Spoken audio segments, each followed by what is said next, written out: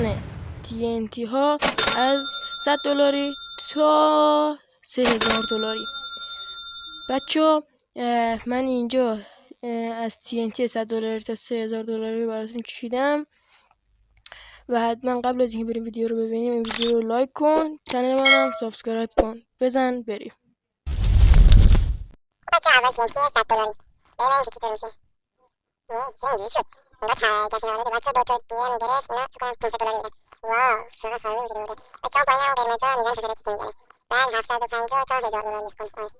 $750 این سهم باشید، این چیه باشید خوبه باحاله. مزاوه و اینم $2000 با $3000. بریم این چطور میشه. $2000 خرج کنیم یک TNT رو خرید ببینیم چجوری میشه. چقدر کم؟ چقدر کم؟ تلکن انتظار بیشتری داشته. این از $3000 اینطوری گفته که اینم انتظارشم